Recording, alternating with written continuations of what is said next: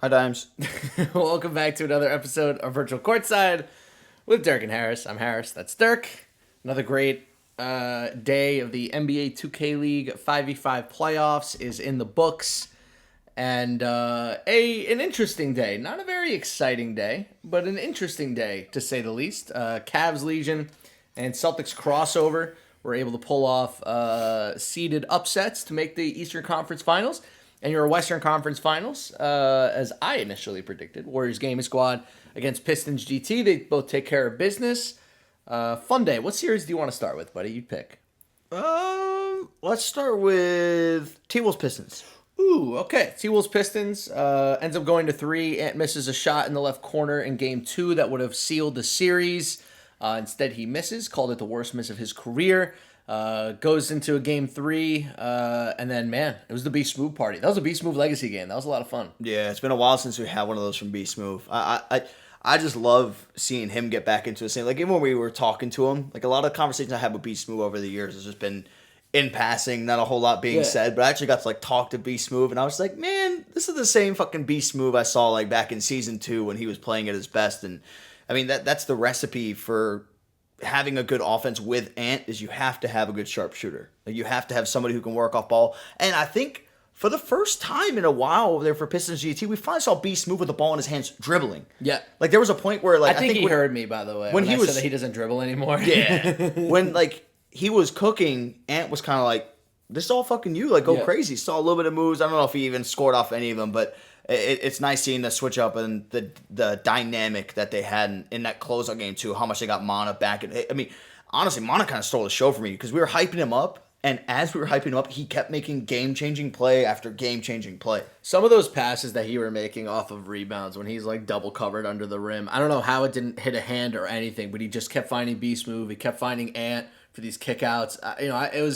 It was a crazy series. It was funny because, Connor had a couple of big moments, but I feel like he was barely involved in this series. This was really like a Beast Move, Mana, stick Game 3 victory. The Ant-Connor duo. Ant had a great game. I think he ended up with like 28 and 14. He said it was like the worst series he's played. I was like, brother, you fucking dropped like 25 and 17 in Game 2. Yeah.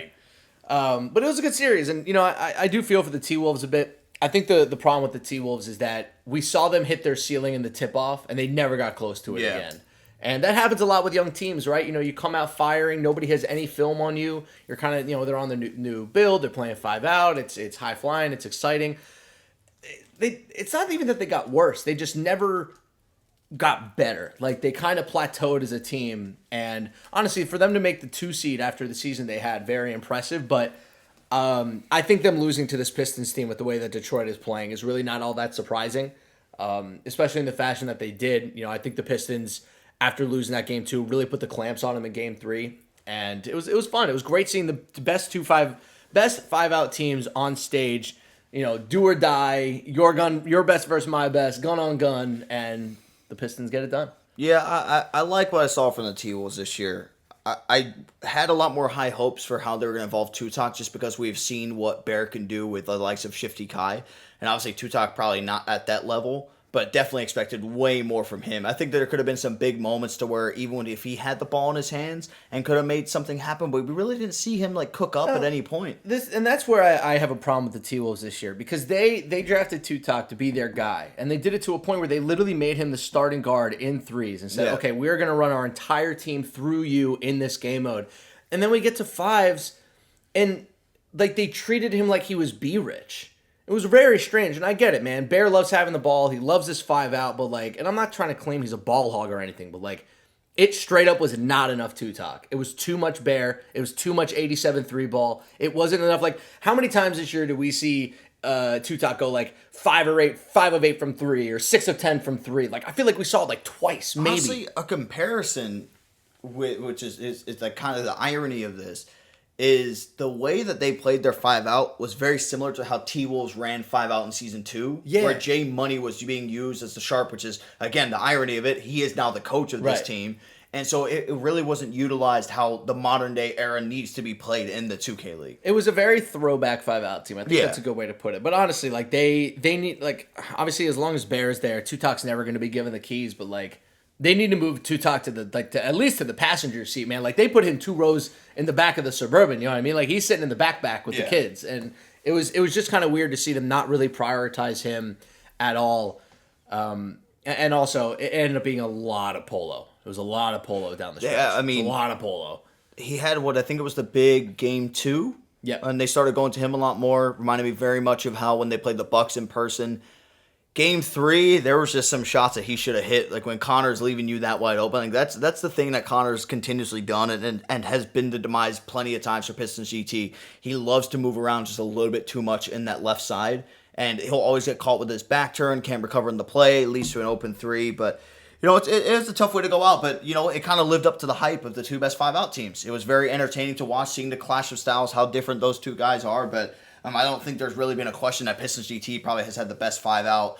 Not only this year, I think even like last year too. Even that was with when they had Ramo in the mix. I still think that their 5-out, it got taken to a next step with getting Mana and the rest of the team on the same page. Well, that was the Pistons T-Wolves series. Pistons move on. Let's stay in the West. Warriors go up against the Bucks. The Bucks threw their absolute best punch. They did. They threw their absolute best punch at him, and it still wasn't enough. Nope. And it sucks because I thought that Dimes had a real throwback series. I thought Johnny was good. Dawsix had a couple of great plays. Even Retro was good. Man, I hate putting it all on one guy. CP did not step up. And they desperately needed him to be the guy or to be a guy.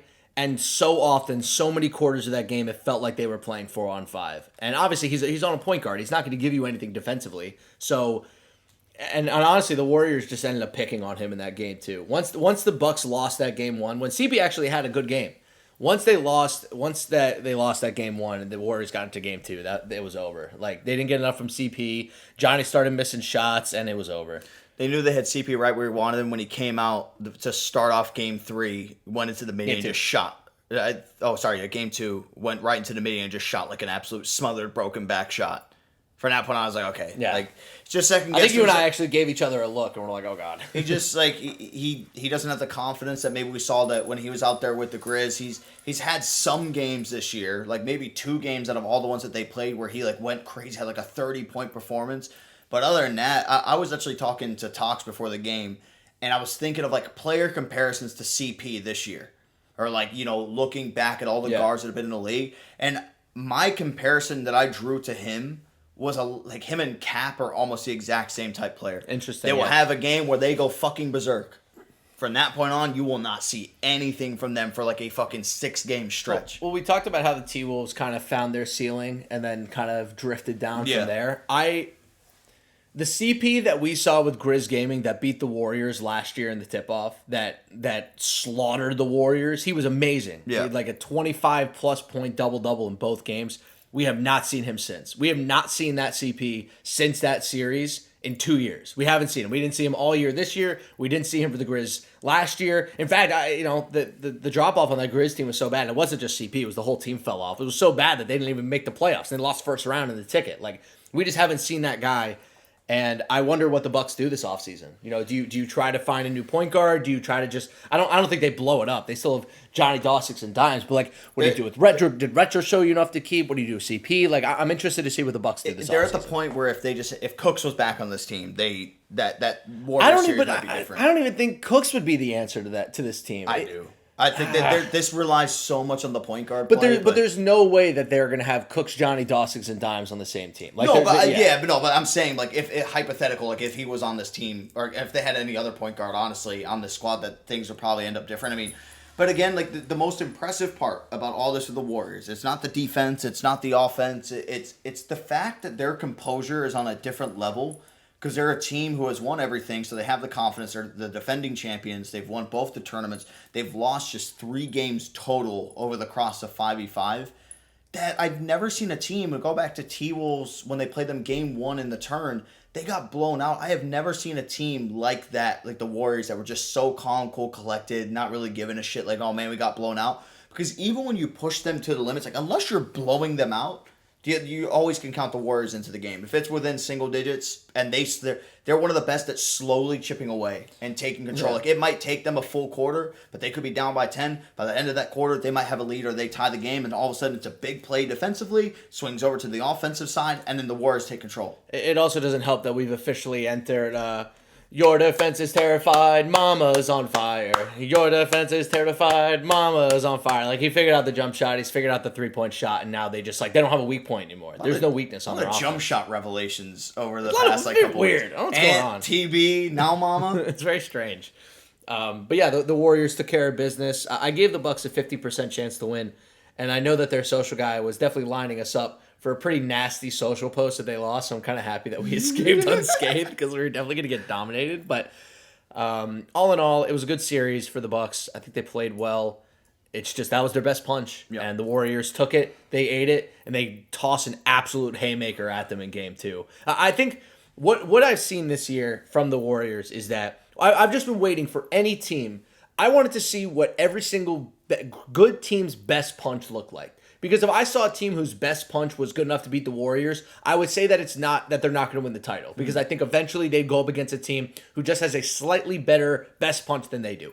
Nobody comes close. The only team that I think has a better, like, great punch at it are the Celtics. And even the Warriors beat them. But I think it's ironic. Since these last two series that the Celtics had, I think they've actually improved since they lost to the Warriors in the turn. Like, they just keep getting better. So if that is our finals, I think I'll be pretty pumped about that.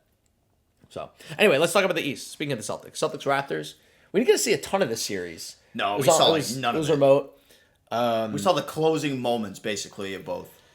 I was trying to track it. It seemed like a pretty classic Raptors-Celtics series. We said coming in that both of these teams were really, really close. It's funny because I chose the Celtics to win in 3, and I felt really strongly about that. And just when Antoine Love was about to win the game and send it to a Game 3, okay, I'm a man who loves hyperbole. That is one of the most shocking pass out of an open shot moments I think I've ever seen in the history of the league. You have Antoine Love, a back-to-back MVP candidate with badge, a dog from that exact spot shooting the ball from 3, wide, butt-ass naked open, and he passed out of it as if he did not want to take that shot. And this has been something that I have been harping on all year with this Raptors team, is that he is too deferential. He defers too much to other guys on his team, and sometimes he just needs to be the guy and drop 40, but he doesn't. He likes playmaking too much. He likes getting other guys buckets too much, and I get it. You're in the Eastern Conference, though. Sometimes you got to be in your leche bag, and you have to just take crazy threes, and I feel like it was a very strange series for Antoine Love. And obviously, there are things, I don't want to talk about like everything that was surrounding it. There was a lot of drama today, and I can understand maybe the Raptors' focus wasn't 100% there. None of that matters when it comes to that moment where you have a chance to win the game right before overtime, and you have the best player maybe in the league with the ball in his hands, open shot, and he just didn't take it. I don't understand. The thing is, too, is that was just them running pick and roll. And every single time when the point guard's running pick and roll, you're doing that in those scenarios because you want the point guard to score. Like, you're trying to set him up and get him open. That is a shot, like, 9 times out of 10, Antoine Love will take. This is the one any time point guard would take. Yeah. That's the dream shot off of a pick and roll. I think, like, even, like, a couple possessions before that, he was taking shots from, like, fucking 31 feet out. Yeah. But then doesn't take the one that was probably, like, a 28 footer. And with takeover would have been an easy green for them. It was definitely one of the worst laps of judgments that you could have because it just forced Tom into a smothered, and then, of course, you gave the Celtics some life, and then they just end up taking it. It's a brutal way to go out, too, especially for a Raptors team that I think could have made a run in a very, very weird Eastern Conference. I mean, if you have Raptors versus the Cavs tomorrow, you're probably feeling pretty good if you're Toronto, just because I think the Raptors will not be sucked into the Cavs game. Like, the Raptors are so fundamentally based offensively that I don't know, but... any other notes on Raptors Celtics? Celtics are the real deal, man. They're sick. I love when a team is lacking in one department and they really show you and put an effort that they have, like, it's a solution that they finally found. And 6:30 stepping up big time. Tazo and Krizzy and Colt, that front court I think has right now, well, with the Cavs there, those are two of the best defenses they're going to be squaring off that we've seen so far here in the playoffs. Yeah. So I think you add that in, that's what makes this matchup so good. two fucking almost equal defenses squaring off against each other, but one side's offense heavily outweighs the other. Like, entirely. Antoine and Killy do not even come close to sniffing Lecce in 6:30. Not with the way not that even they're playing. close. Let's get to that Cavs Heat series. I'm officially just going to call it now. I think this Heat team might be the biggest team of chokers I can remember. I cannot remember a team who is statistically so good. They were so good this year. And I know people want to call them front runners, whatever. I'm telling you, man, like their best ball was so good. And every single time they were put on the main stage, they completely folded in half. And I think it's too simplistic to just say, oh, well, teams just slowed them down. That's way too simplistic for the stuff that we were seeing. They weren't rotating defensively. The paint was free. It was wide open the whole time. Slaughter was eating. They couldn't hit threes. Their decision-making was awful all game. I could not believe that they were not able to get consecutive stops and consecutive buckets against that Cavs team. And maybe I'm not giving enough credit to the Cavs, and I don't think I've given them a lot of credit this week at all, but I'm serious, man. Both the Wiz and the Heat played awful. They missed wide open shots. They couldn't get easy stops against simple pick and roll offense. Like, the Cavs aren't doing anything special out there. These are simple slips. These are pick and roll stuff. They're not doing anything crazy. And it's almost infuriating to watch these teams because you're like, guys, the Cavs are asking you to do things and you just aren't doing them. You aren't doing the easy stuff. And now the Cavs walk into the Eastern Conference Finals not having even been really challenged all that much because nobody's attacking them in the right ways.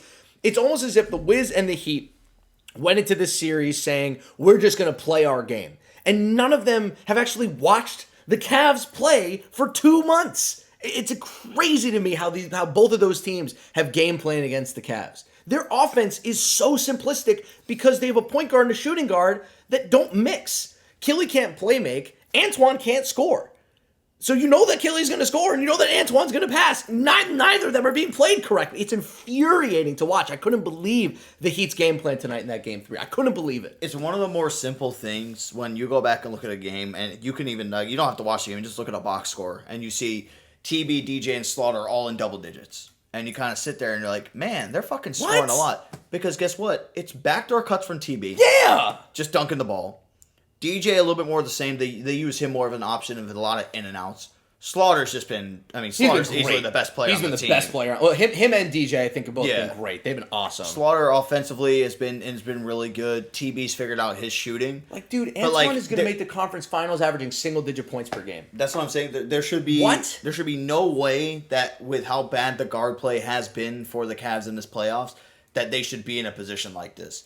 And that's why it's so disappointing with the Heat because, like, how good they are. Like, we talked to some of the guys and, like, man, like, the switch of the rooms. And we had mentioned, like, there's a method to the madness. When they're playing up in their actual team room because they're based here in D.C., when you switch rooms, like, everything up there is fucking inconsistent depending on where you're playing at. It's a different vibe. That's why when the Heat play in their room, they fucking dominate. And when they immediately get taken out of that, they can't do anything. It's a completely different world. So, I was very disappointed. I really like this Heat Check Gaming team. I was super happy with like everything at Famous built. Famous finally had a roster that was actually doing something that was like. It's a good team. Like that's the thing. They're not just these front runners. Like they're a good team. They did good shit this year. This was different. The way that they went out was a lot different from when we've seen them on stage other times. Exactly. This game was Kai's shot selection, just nothing. Their decision making, shot selection, nothing. Dietrich was just getting open every single time on easy catch and shoots. But like their shot selection is what threw that game away. And also they had no pride in their defense. They were getting backdoor cut.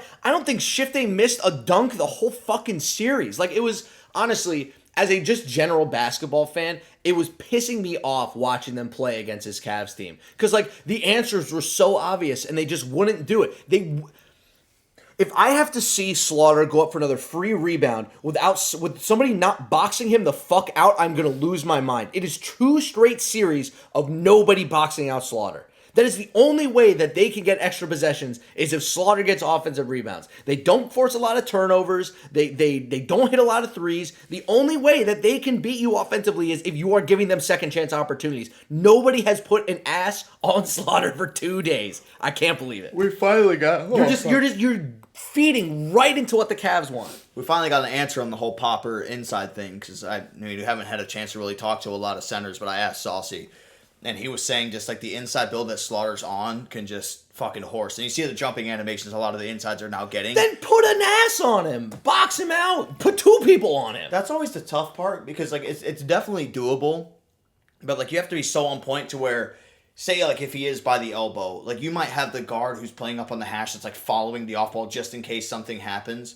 So and then like it's hard to actually put a body on him, but we're in like a 50-50 jump world. And when it's 7 offensive rebounds in game 3. When it's the inside versus the inside, it's a lot more balanced. Like they're not going to get as many offensive rebounds as they would, but I mean, you see Native all the time does it. Mana today had some fucking huge rebounds. Yeah. He was on a popper, but it's all about like you will get better horse animations when you're running in from angles. When you cut in, you're running straight towards the basket, you will get the jumping fucking snags out of the air. Like I'm telling you, man, Famous is going to rewatch that game 3, and he's going to, well, he doesn't have a lot of hair. He is going to pull his eyebrows and eyelashes out. Like that, if I'm a coach of that Heat team, that must have been the most infuriating thing to watch because the Cavs are just tossing easy shit at you, man. And honestly, to Tazo and Crizzy tomorrow, I need y'all to have some goddamn pride on this pick and roll coverage because they are getting the easiest slips. They're getting the easiest twos. They don't run complex offenses. Their point guard doesn't want to shoot the ball. Antoine, he looks scared to shoot the ball sometimes. Like he's deferring so much. And it was infuriating because honestly, the Cavs have come into both of these series with really good game plans, and the other 2 teams have done 0 to counter it, and it's really annoying. It bothers me greatly. It's like watching Jason Kidd against the Celtics. It's like, oh, you're gonna try Tim Hardaway Jr.? Yeah, good fucking idea, man. What are you doing out there? It's infuriating to watch. Now we get to make our prediction. Yes, Celtics Cavs tomorrow. Celtics. I've picked against the Cavs twice, and I will pick against them again. It's going to be Warriors-Celtics, and it's going to be the Warriors sweeping. You think the Warriors in a sweep? Yeah. Okay. Warriors 2-0, and then what about the Cavs Celtics? 3-0. 3-0. Wait, what are we talking about? I'm saying. I thought you meant it because I said the Warriors and Celtics. Oh, well, we'll get to the finals tomorrow. I'm talking. What are your conference final predictions? 2-0 Celtics, and I think Warriors 2-0. Wow, 2-0 on both sides. I'm going to go 2-1 Celtics because I think the Cavs are playing just too good a ball. And then I'm actually going to go 2-1 Warriors. I think the Pistons get a game off them tomorrow. So you think we're getting double game 3s? Yeah, I think we're getting double game 3s tomorrow. And I hope that both of them are on stage. That would be really fun. Well, they're starting at the same time. They'll start so we'll go back to the OG schedule of like the tip off and turn to It'll where be we'll 6:15, 7:15. Yeah, so the 8:15. one upstairs they'll play their first game and then they'll skip, and if it goes to a game 3, they'll play the second. If it goes to a game 3, then they'll come down on the stage. So hopefully, depending on how that game goes, I mean it's going to be electric in there. The Western Conference didn't talk too much today, but you've been in the league a long time. Are the Cavs the most unlikely conference finals team you can remember? Because they are for me. I mean, the NBLA's team last year, I think, was a little bit less surprising because that whole team made stage in every single tournament. Yeah, and they we were just good, so used to them. They were pretty good all year. They had Sick One. Like they just had a good combination. You go back to season 5. I mean, it was what? It was Wiz Sixers it was Wiz Knicks. That wasn't a big surprise. That was the first year of the Radiant Malik combo. It was Warriors Bucks on the other side. That wasn't a huge surprise. Season 4, it was Jazz Warriors. Maybe the Nets that year with Chalk, but they also had Chalk, like Chalk versus the Wizards. It should probably be the Cavs. That's all I can because you go back to season 1 when the Knicks won the ticket and they got into the semifinals, which would have been the conference finals if there was, but it's got to be the Cavs. They don't have superstars at point guard or shooting guard. I could even argue that they don't really have a superstar at lock. I think TB's kind of like, he's there, but I don't think he has that same kind of like aura and threat that maybe some others has, but his individual play, DJ Too Cold, obviously one of the best at his position, Slaughter, one of the best at his position.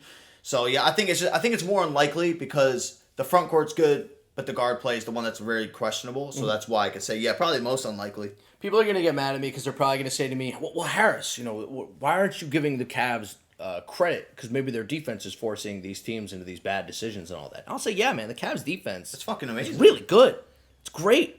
Your offense stinks. Yeah. And it's infuriating to watch you guys get away with simple stuff that teams just won't take advantage of. And by the way, Slaughter, you're the man. you're insane. You're the man. You're the man. You're the man. That's both type and saucy that he is now dogged out in back-to-back series on stage. Those are two of the best centers in the league. But now he gets Colt. Now he gets Colt. Now he gets Big Colt on with an the inside. Mohawk. Well, it should be fun tomorrow. Cavs, Celtics, Warriors, Pistons. We have made it to the conference finals. Shout out to all 4 teams. It's been great seasons. And hey, by the way, if the Cavs win and the Warriors win, we get Mike Newton versus his old team in the finals. A revenge game for Cleveland. This might be the first time ever in my life that my prediction might be flawless for this year. Yeah? Warriors, I said they would win both tournaments. I said CB13 would win MVP. I said that they would win the finals and complete it. Mm-hmm. I think you might have missed on the ticket, but that's okay. We'll give you a pass for the ticket. Fuck the ticket. We'll give you a pass for the ticket. I embrace my Harris mind. Fuck the ticket. All right, that's going to do it for us. Quick 25-minute episode. We will see everybody tomorrow, 6 p.m. Eastern Time. Conference Finals Day. Get hype.